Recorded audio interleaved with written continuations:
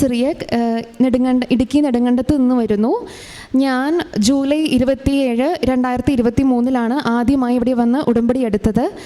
എൻ്റെ hostel roommate അവൾ ഇവിടെ വന്ന് ഉടമ്പടി എടുത്തിട്ടുണ്ടായിരുന്നു. അവൾക്കുണ്ടായ അനുഭവങ്ങൾ പറഞ്ഞപ്പോഴാണ് എനിക്ക് ഉടമ്പടി എടുക്കാനായിട്ട് തോന്നിയത്. ഞാൻ ഉടമ്പടി എടുക്കാനുള്ള മെയിൻ കാരണം എന്താണെന്ന് വെച്ചാൽ, ഞാൻ MCOM പഠിച്ചുകൊണ്ടിരുന്നൊരു സ്റ്റുഡൻ്റ് ആയിരുന്നു. എനിക്ക് ഇന്ന് വരെ ഒരു എക്സാമിന് ഞാൻ ഫെയിലായിട്ടില്ല. പക്ഷേ MCOMന് ഫസ്റ്റ് സെമ്മിന് തന്നെ സപ്ലിമെൻ്ററി വന്നു, ഒരു സബ്ജക്റ്റ് പോയി. അപ്പോൾ എനിക്കത് ഒട്ടും ഉൾക്കൊള്ളാൻ പറ്റിയില്ല. പക്ഷേ എൻ്റെ ബഹളം കൊണ്ടായിരിക്കും ദൈവം എന്നെ റീവാലുവേഷൻ തന്നെ ജയിപ്പിച്ചു. സെക്കൻഡ് സെമ്മും തേർഡ് സെമ്മും ഒക്കെ ക്ലിയറായി. പക്ഷേ ഒരു തവണ ഇങ്ങനെ സംഭവിച്ചതുകൊണ്ട് ഓരോ റിസൾട്ട് വരുമ്പോഴും ഉള്ളിൽ ഭയങ്കര ഭയമാണ്. അപ്പോൾ ഫോർത്ത് സെം എക്സാം കഴിഞ്ഞ് പിറ്റേ ദിവസമാണ് ഇവിടെ വന്ന് ഉടമ്പടി എടുത്തത്. കാരണം ഫോർത്ത് സെം എക്സാമിൻ്റെ ഒരു സബ്ജക്റ്റ് ഭയങ്കര ടഫായിരുന്നു. കരഞ്ഞുകൊണ്ടാണ് എക്സാം ഹോളിൽ നിന്ന് ഇറങ്ങിയത്. ഫോർത്ത് സെം എക്സാം എങ്ങാനും സപ്ലിമെൻ്ററി ആയാൽ ഒരു വർഷം നമ്മൾ എക്സ്റ്റെൻഡ് ആവും. അടുത്ത വർഷം ഫോർത്ത് സെം എക്സാം എഴുതുന്ന പിള്ളേരുടെ കൂടെ മാത്രമേ നമുക്ക് എക്സാം എഴുതാനായിട്ട് സാധിക്കത്തുള്ളൂ. അപ്പം ആ ഒരു ഭയം ഉള്ളിൽ വന്നപ്പോൾ ഞാൻ എന്താണെങ്കിലും പിറ്റേ ദിവസം തന്നെ വന്ന് ഉടമ്പടി എടുക്കണം, ദൈവത്തിനെ കൊണ്ട് മാത്രമേ എന്നെ ജയിപ്പിക്കാൻ സാധിക്കുകയുള്ളൂ എന്ന് ഓർത്തിട്ടാണ് ഇവിടെ വന്ന് പിറ്റേ ദിവസം തന്നെ ഉടമ്പടി എടുത്തു. കോട്ടയത്താണ് ഞാൻ പഠിച്ചുകൊണ്ടിരുന്നത്. അതുകൊണ്ട് ഇവിടെ വന്ന് ഉടമ്പടി എടുത്തു. ഉടമ്പടി എടുത്തതിൻ്റെ പിന്നെ എനിക്കൊരു നിയോഗം ഉണ്ടായിരുന്നു. എനിക്കും ചേച്ചിക്കും പെർമനൻ്റ് ആയിട്ടുള്ളൊരു ജോലി കിട്ടണം എന്നുള്ളത്. ചേച്ചി ഇത്രയും നാളും ടെമ്പററി ആയിട്ടാണ് ജോലി ചെയ്തുകൊണ്ടിരുന്നത്. എനിക്ക് ഇനി പഠിക്കാനായിട്ട് കുടുംബത്തിന് സാമ്പത്തികമായി ബുദ്ധിമുട്ടുണ്ട്. അതുകൊണ്ട് എനിക്ക് ജോലി തന്നെ എന്താണെങ്കിലും വേണം. അതിന് ടെമ്പററി ഒന്നും വേണ്ട, പെർമനൻ്റ് ആയിട്ടുള്ളത് തന്നെ വേണമെന്ന് മാതാവിൻ്റെ അടുത്ത് പറഞ്ഞിരുന്നു. അതിനോട് വേണ്ടിയാണ് ഇവിടെ വന്ന് ഉടമ്പടി എടുത്തത്. അങ്ങനെ ഇവിടെ വന്ന് ഉടമ്പടി എടുത്തു.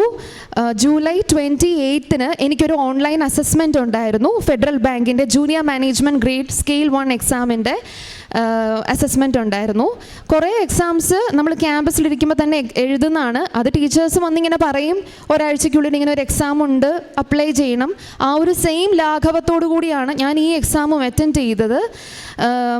ടീച്ചേഴ്സ് പറഞ്ഞു അപ്ലൈ ചെയ്തു, അറ്റൻഡ് ചെയ്യണം, ഇത് മാത്രമേ ഉണ്ടായിരുന്നുള്ളൂ. അപ്പം ഞാനത് പഠിക്കാനുള്ള സമയമൊന്നും കിട്ടിയിട്ടില്ല. കാരണം ഫോർത്ത് സെം എക്സാമിൻ്റെ ഇടയ്ക്കാണ് ഈ എക്സാമിൻ്റെ കാര്യം അറിഞ്ഞതും അപ്ലൈ ചെയ്തതും. ഒരാൾ പറഞ്ഞുകൊണ്ട് അപ്ലൈ ചെയ്തു എന്ന് മാത്രമേ ഉള്ളൂ. പക്ഷേ ഞാൻ മാതാവിൻ്റെ അടുത്ത് പറഞ്ഞായിരുന്നു പെർമനൻ്റ് ആയിട്ടുള്ളൊരു ജോലി കിട്ടണം എന്നുള്ളത്.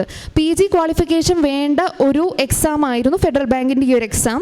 ചേച്ചി അതിനായിട്ട് നന്നായിട്ട് പഠിച്ചുകൊണ്ടിരുന്നു. കാരണം 27 വയസ്സ് വരെ ഈ എക്സാമിന് വേണ്ടി നമുക്ക് അപ്ലൈ ചെയ്യാൻ പറ്റുള്ളൂ. 27 ഏജ് ആയിരുന്നു ചേച്ചിക്ക്. ഞാൻ വെറുതെ അപ്ലൈ ചെയ്തു. അങ്ങനെ ഇവിടെ ഉടമ്പടി എടുത്തതിന് പിറ്റേ ദിവസം ഞാൻ ഓൺലൈൻ അസസ്മെൻ്റ് എഴുതി. വൈഫൈ ഒക്കെ വേണം, പക്ഷേ ഹോസ്റ്റൽ അതൊന്നും സാധ്യമല്ലാത്തതുകൊണ്ട് ഒരു റിമോട്ട് പ്രോക്റ്റഡ് എക്സാം ആയിരുന്നു നടന്നത്. 8 ഫോണൊക്കെ വെച്ച് ഞാൻ എങ്ങനെയും ഇത് അറ്റൻഡ് ചെയ്യണം, പൈസ കൊടുത്ത് അപ്ലൈ ചെയ്തതാണല്ലോ, അതോർത്ത് മാത്രം അത് അറ്റൻഡ് ചെയ്യണം എന്നുള്ളൊരു ഇതിന് വേണ്ടിയാണ് ഞാൻ എക്സാമിന് കയറിയത്. എനിക്കന്ന് വൈറൽ ഫീവർ കൂടിയായിരുന്നു, റണ്ണിങ് നോസ് ആയിരുന്നു. നമ്മൾ ക്യാമറ ഓൺ ചെയ്തിട്ട് വേണം റിമോട്ട് പ്രോക്റ്റഡ് എക്സാം എഴുതാനായിട്ട്. അപ്പോൾ ഒരു കയ്യിൽ ടവൽ വെച്ച് നമ്മളിങ്ങനെ മറയ്ക്കുമ്പം ക്യാമറയിൽ റെഡ് മാർക്ക് വരും, ഹൈഡിങ് യുവർ ഫേസ് എന്ന് പറഞ്ഞ്. അങ്ങനെ ഒരുപാട് തടസ്സങ്ങളുണ്ടായിരുന്നു. എന്നിട്ട് ഞാൻ ഇപ്പോൾ മാതാവിൻ്റെ കാശുരൂപം വെച്ചിട്ടാണ് എക്സാം എഴുതിയത്. എക്സാം ജയിക്കത്തില്ല, ഒരിക്കലും ജയിക്കത്തില്ല, കാരണം ഞാൻ ഒന്നും പഠിച്ചിട്ടില്ലല്ലോ. പക്ഷേ ഇത് അറ്റൻഡ് ചെയ്യണം. ഞാൻ സാറിൻ്റെ അടുത്ത് എനിക്ക് പറയണം ഞാൻ അറ്റൻഡ് ചെയ്തായിരുന്നു, അപ്ലൈ ചെയ്തായിരുന്നു. ആ ഒരു ഇതിന് വേണ്ടി അറ്റൻഡ് ചെയ്യണം എന്നുള്ളതേ ഉള്ളൂ, പൂർത്തിയാക്കണം. അങ്ങനെ ഞാൻ എക്സാം കംപ്ലീറ്റ് ചെയ്തു. പിന്നെ ഞാൻ ആ കാര്യമേ മറന്നു. കാരണം പഠിച്ചിട്ടുണ്ടെങ്കിൽ മാത്രം നമ്മൾ ഒരു റിസൾട്ടിന് വേണ്ടി വെയിറ്റ് ചെയ്താൽ മതി. പക്ഷേ ചേച്ചി നന്നായിട്ട് പഠിച്ചിട്ടുണ്ടായിരുന്നു. 10 ദിവസത്തിനുള്ളിൽ ഇതിൻ്റെ റിസൾട്ട് വന്നു. ചേച്ചിയുടെ നമ്പർ ഉണ്ടോ എന്ന് നോക്കാനായിട്ട്, കാരണം ചേച്ചിയുടെ അവസാനത്തെ അവസരമാണിത്, ചാൻസാണ്. 27 ഏജ് വരെ പറ്റുള്ളൂ. ചേച്ചിയുടെ നമ്പർ ഉണ്ടോ എന്ന് നോക്കാൻ ഞാൻ റിസൾട്ട് നോക്കി. എൻ്റെ നമ്പറാണ് ഞാൻ ആദ്യം കണ്ടത്. അപ്പോൾ ഞാൻ ഇങ്ങനെ കരച്ചിലാണോ എന്താ വന്നതെന്ന് എനിക്കറിയത്തില്ല. കാരണം ഞാനൊന്നും പഠിച്ചിട്ടില്ല. പനി ആയതുകൊണ്ടും കുറച്ച് സമയമുള്ളൂ നമുക്ക് എക്സാം കംപ്ലീറ്റ് ചെയ്യാൻ. ക്വസ്റ്റ്യൻ പോലും ഞാൻ വായിക്കാണ്ടാണ് ഓരോ ഓപ്ഷൻസ് ഞെക്കിക്കൊണ്ടിരുന്നത്. അങ്ങനെയാണ് കംപ്ലീറ്റ്. അപ്പോൾ ഞാൻ എങ്ങനെ പാസ്സായി, മാറിപ്പോയതാണോ അവർക്ക്, അങ്ങനെയൊക്കെ തോന്നി. ചേച്ചിയും പാസ്സായായിരുന്നു. അപ്പോൾ ഞാൻ ഓർത്ത് ദൈവം എനിക്ക് ഈ ഉടമ്പടി എടുത്തുകൊണ്ട് എനിക്ക് തന്ന അവസരമാണ്, ഇനി നീ പഠിക്കണം എന്നുള്ളൊരു 2 ലെവലൂടെ ഉണ്ട് ഈ എക്സാമിന്. അങ്ങനെ ഞാനും ചേച്ചിയും ഒരു പേഴ്സണൽ കോച്ചിങ് എടുത്തു. പ്രത്യേകിച്ചായിട്ടൊരു ബാങ്ക് കോച്ചിങ് ഒന്നും ചെയ്തിട്ടില്ല ഞങ്ങൾ. ഒരുപാട് 2 വർഷവും 3 വർഷമൊക്കെ ബാങ്ക് കോച്ചിങ് എടുക്കുന്നവർക്കും ജോലി കിട്ടണമെന്ന് നിർബന്ധമില്ല. ഞങ്ങളും ഒരു കോച്ചിങ് എടുത്തിട്ടില്ലായിരുന്നു. പക്ഷേ ഇത് കഴിഞ്ഞിട്ട് ഒരു പേഴ്സണൽ കോച്ചിങ് എടുത്തു. GD ഉണ്ടായിരുന്നു, ഗ്രൂപ്പ് ഡിസ്കഷൻ. അതും ഓൺലൈനായിരുന്നു. ഞാനും ചേച്ചിയും മാതാവിൻ്റെയും ദൈവത്തിൻ്റെയും സഹായത്തോടെ അതും പാസ്സായി. ഞാനിപ്പോഴും പറയാം, GDയുടെ ക്വസ്റ്റ്യൻ ഇന്ന് വരെ എനിക്ക് മനസ്സിലായിട്ടില്ല. നമുക്കൊരു സിറ്റുവേഷനാണ് തരുന്നത് ക്വസ്റ്റ്യനായിട്ട്, അതിനകത്തെ ഒരു ഇംഗ്ലീഷ് വാക്കിൻ്റെ അർത്ഥം എനിക്ക് അറിയത്തില്ലായിരുന്നു. അതുകൊണ്ട് ചോദ്യം മൊത്തത്തിൽ എനിക്ക് മനസ്സിലായില്ല. ബാക്കിയുള്ളവർ പറയുന്നത് വെച്ച് എൻ്റെ ലാംഗ്വേജ് ഞാനത് പറഞ്ഞു എന്ന് മാത്രമേ ഉള്ളൂ. ആകെയുള്ളൊരു പ്രതീക്ഷ മാതാവിൻ്റെ അടുത്ത് പറഞ്ഞായിരുന്നു, മാതാവേ ഈ ജോലി കിട്ടാനാണെങ്കിൽ GD പാസ്സായാൽ മതി എന്നുള്ളത്. അങ്ങനെ എന്നെയും ചേച്ചീനെയും GD പാസ്സാക്കി. പിന്നെ ഞങ്ങളുടെ ഇൻ്റർവ്യൂവിൻ്റെ ഡേറ്റ് വരണം.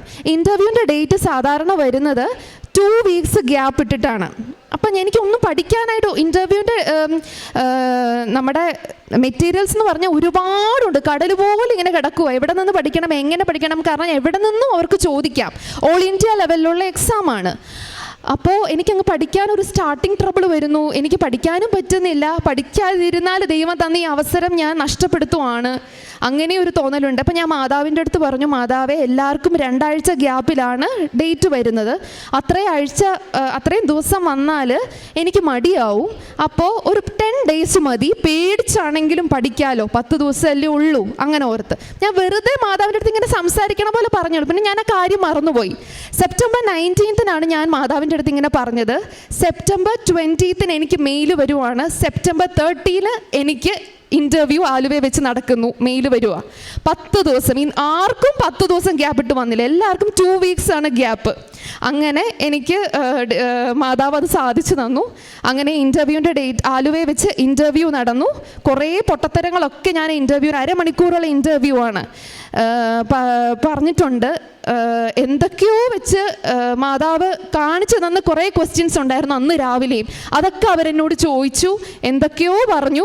ചേച്ചിക്കും വേറൊരു ദിവസമായിരുന്നു ഇൻ്റർവ്യൂ. ഞാൻ പറഞ്ഞല്ലോ, ഓൾ ഇന്ത്യ ലെവലിലായതുകൊണ്ട് പല ബാച്ച് വൈസ് ആയിരുന്നു നടത്തുന്നത്. അങ്ങനെ ഞങ്ങൾ 2 പേരും ഇൻ്റർവ്യൂവിനും പാസ്സായി. ഈ ജോലി കിട്ടി. പക്ഷെ ഞാൻ കണ്ടീഷണലി എംപാനൽഡ് ആയിരുന്നു. അതായത് PG ക്വാളിഫിക്കേഷൻ വേണ്ട ഒരു ജോലിയായിരുന്നു. ഞാൻ PG പാസ് ഔട്ട് ആവുന്നതേ ഉള്ളൂ. എൻ്റെ PGയുടെ റിസൾട്ട് വന്നിട്ടില്ല. PGയുടെ റിസൾട്ട് ആയിരിക്കും ആദ്യം വരുന്നതെന്ന് ഓർത്താണ് സത്യമായിട്ടും ഇതിന് അപ്ലൈ ചെയ്തത്. അപ്പോൾ എനിക്ക് ഭയങ്കര ഒരു ടെൻഷനായി. കാരണം ജോലി കിട്ടുകയും ചെയ്തു. PGയുടെ എക്സാം ഭയങ്കര ടഫായിട്ടുള്ളൊരു എക്സാം തോറ്റുപോയാൽ ഈ ജോലി നഷ്ടപ്പെടുകയും ചെയ്യും. ചുറ്റുമുള്ളവരൊക്കെ ഭയങ്കര സന്തോഷവും 2 പേർക്കും ജോലി കിട്ടി. പക്ഷെ എൻ്റെ ഉള്ളിൽ ഭയങ്കര ഡിപ്രസ്ഡ് ആയിരുന്നു. ഞാൻ എല്ലാ ദിവസവും കരയാതെ ഞാൻ കിടന്നിട്ടില്ല. കാരണം MCOMൻ്റെ റിസൾട്ട് എന്താവും, ഞാനത് ഇവിടെ വരെ ഇതെത്തിയിട്ട് നമ്മളത് റീവാലുവേഷന് കൊടുക്കാനുള്ള ടൈമില്ല. എൻ്റെ അടുത്ത് പറഞ്ഞിരിക്കുന്ന 3 മാസത്തിനുള്ളിൽ സർട്ടിഫിക്കറ്റ് കൊടുക്കണം എന്നുള്ളത്. റീവാലുവേഷന് കൊടുക്കാനുള്ള ടൈമില്ല. സപ്ലിമെൻ്ററി ഉണ്ടെങ്കിൽ അത് എഴുതാനുള്ള ടൈമില്ല. അപ്പോൾ ഭയങ്കര വിഷമമായിരുന്നു. ആ സമയത്തൊക്കെ എന്നെ സമാധാനിപ്പിച്ചത്, ഞാൻ എന്നും പേഴ്സണലായിട്ട് കുറേ കൊന്തകൾ ചെല്ലുമായിരുന്നു. കൊന്ത മാത്രമാണ് എനിക്ക് സമാധാനം തന്നുകൊണ്ടിരുന്നത്. ഞാൻ 60% എബവ് PGക്ക് നമുക്ക് മാർക്ക് വേണം ഈ ജോലിക്ക് എലിജിബിൾ ആവണമെങ്കിൽ. അപ്പോൾ B കിട്ടിയാൽ മതി ശരിക്കും. അപ്പോൾ ഞാൻ മാതാവിൻ്റെ അടുത്ത് പറഞ്ഞു, മാതാവേ B ഗ്രേഡ് എനിക്ക് വേണം, എന്നെ ജയിപ്പിക്കണം, B ഗ്രേഡ് വേണം. B+ നൽകി മാതാവ് എന്നെ അനുഗ്രഹിച്ചു. ഞാൻ അങ്ങനെ അതും പാസ്സായി, ജോലി കിട്ടി. അതുമാത്രമല്ല, എൻ്റെ 2 ഫ്രണ്ട്സിന്, ഹോസ്റ്റലുണ്ടായിരുന്ന 2 ഫ്രണ്ട്സിന് ഒരിക്കലും ജയിക്കാൻ പറ്റിയിട്ടില്ല. ഫസ്റ്റ് സെം തൊട്ട് 3rd സെം വരെ ഏതേലും 1 or 2 വിഷയത്തിൽ അവർക്ക് സപ്ലിമെൻ്ററി ഉണ്ടാവും. പക്ഷെ ഞങ്ങൾ ഒന്നിച്ചാണ് പഠിക്കുന്നത്. അവരൊത്തിരി വർക്കും ചെയ്യുന്നുണ്ട്. എന്തുകൊണ്ട് അവർക്ക് കിട്ടാത്തതെന്ന് എനിക്കറിയത്തില്ല. അപ്പം ഞാൻ മാതാവിൻ്റെ അടുത്ത് ഇവിടെ വന്ന് ഉടമ്പടി എടുത്തപ്പോൾ മാതാവിൻ്റെ അടുത്ത് പറഞ്ഞു, 3 സെമ്മും അവർ സപ്ലിമെൻ്ററി എഴുതിയിട്ടിരിക്കുക. 4th സെമ്മിൽ അവർ എക്സാം എഴുതി. പക്ഷേ അതിനവർ തോറ്റുപോയാൽ 1 വർഷം എക്സ്റ്റെൻഡ് ആവും, അത് 1 വർഷം പോവും. അപ്പം മാതാവ് എങ്ങനെയും ഇടപെട്ട് അവർക്ക് ഈ ഒരു തവണയിലും, ഇത് അവരുടെ ലാസ്റ്റ് ചാൻസാണ്, ഫസ്റ്റ് അറ്റംപ്റ്റിൽ തന്നെ അവർ ക്ലിയർ ആക്കണം. ഇന്നേ വരെ ഒരു സെമ്മ് പോലും ക്ലിയർ ആക്കാതിരുന്ന അവർ 4th സെമ്മിൽ ഒരാൾ പാസ്സായി. 2 പേർക്ക് വേണ്ടിയാണ് ഞാൻ നിയോഗം വെച്ചേ.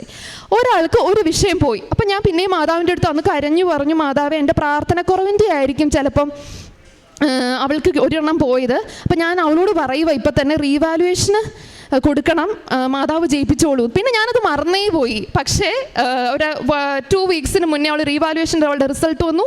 അവളും ജയിച്ചു. 2 പേരും ഫസ്റ്റ് അറ്റംപ്റ്റിൽ തന്നെ ആദ്യമായി 4th സെമ്മിൽ ഞാൻ ഉടമ്പടി എടുത്തതിൻ്റെ ഫലമായി ജയിച്ചു. ഇപ്പം ഞാൻ ഇവിടെ ചേർത്തല ഫെഡറൽ ബാങ്കിൻ്റെ ബ്രാഞ്ചിൽ പ്രൊബേഷണറി ഓഫീസറാണ്. ചേച്ചി കോട്ടയം കളത്തിപ്പടി ബ്രാഞ്ചിലെ പ്രൊബേഷണറി ഓഫീസറാണ്. അവർ പോലും ഞെട്ടിയിരിക്കുവാണ് ഫെഡറൽ ബാങ്കിലെ HR ഡിപ്പാർട്ട്മെൻറ്റ്. കാരണം ഒരു കുടുംബത്തിൽ ഒരേ സമയം 2 പേർക്ക് ഒരിക്കലും അവർ കൊടുക്കത്തില്ല. നാട്ടുകാരൊക്കെ പറയുന്നത് ഞങ്ങൾ പൈസ കൊടുത്ത് ജോലി വാങ്ങിയതാണ്, കാരണം അത് സംഭവിക്കത്തില്ലാത്തതുകൊണ്ട്. പൈസ കൊടുത്തിട്ടൊന്നും അല്ല, മാതാവ് തന്നതാണ്.